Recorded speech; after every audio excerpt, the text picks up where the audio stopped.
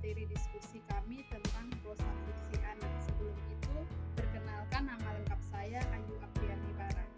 Perkenalkan, nama saya Jisma Taneo. Baik, yang pertama pengertian prosa fiksi. Prosa fiksi adalah kisahan atau cerita yang diemban dari pelaku-pelaku tertentu dengan pemeran serta latar, tahapan, dan rangkaian cerita tertentu yang bertolak dari hasil imajinasi pengarangnya sehingga menjalin suatu cerita. Selanjutnya, perbedaan antara prosa fiksi dan non-fiksi. Prosa fiksi ialah prosa yang berupa cerita rekayaan atau hayalan dari pengarang. Isi cerita tidak sepenuhnya berdasarkan pada fakta, contohnya seperti cerita dongeng, cerpen, dan novel. Sedangkan prosa non-fiksi adalah karangan yang tidak berdasarkan rekaan atau khayalan pengarang, tetapi berisi hal-hal yang berupa informasi, faktual, atau kenyataan yang berdasarkan pengamatan pengarang, contohnya seperti artikel, iklan, pidato, dan sebagainya. Selanjutnya, pendekatan-pendekatan dalam prosa fiksi. Yang pertama, pendekatan parafrasis adalah pemahaman kandungan karya sastra dengan jalan mengungkapkan kembali gagasan yang disampaikan pengarang dengan menggunakan kata-kata maupun kalimat yang berbeda yang digunakan oleh pengarang. Yang kedua, pendekatan emotif. Pendekatan emotif yaitu suatu pendekatan yang berusaha menemukan unsur-unsur yang merancang emosi atau perasaan pembaca. Selanjutnya, pendekatan analitis. Pendekatan analitis adalah pendekatan yang berusaha memahami gagasan, cara pengarang menampilkan gagasan, dan imajinasi ide-idenya, sikap pengarang sehingga mampu membangun adanya keselarasan dan kesatuan dalam membangun totalitas bentuk dan totalitas makna.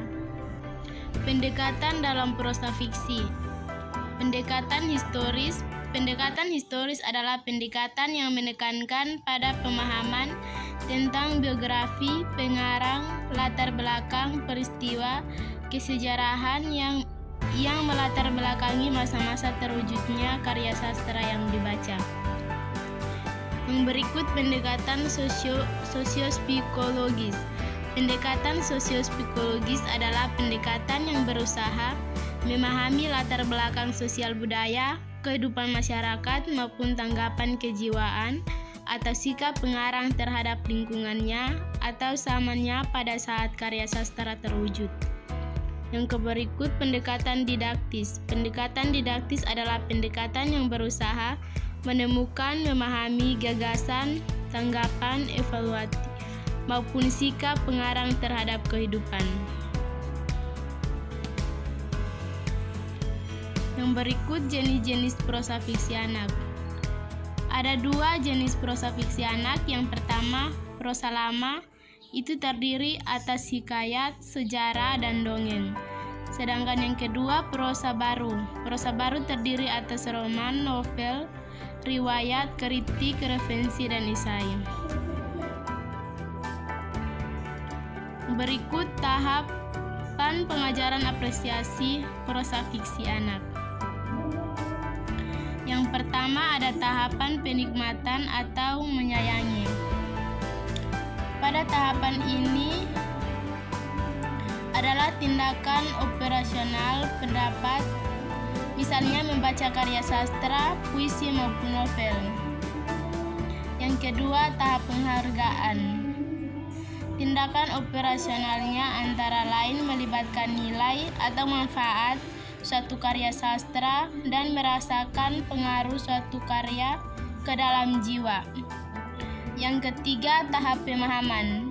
Tindakan operasionalnya adalah meneliti dan menganalisis unsur intrinsik dan unsur ekstrinsik suatu karya. Yang keempat, tahap penghayatan. Tindakan operasionalnya adalah menganalisis lebih lanjut akan satu karya, mencari hakikat atau makna suatu karya beserta argumentasinya. Yang kelima, tahap penerapan. Tindakan operasionalnya adalah melahirkan ide baru, mengamalkan penemuan, atau mendayungkan hasil operasional untuk mencapai material, moral, dan struktur untuk kepentingan sosial, politik, dan budaya.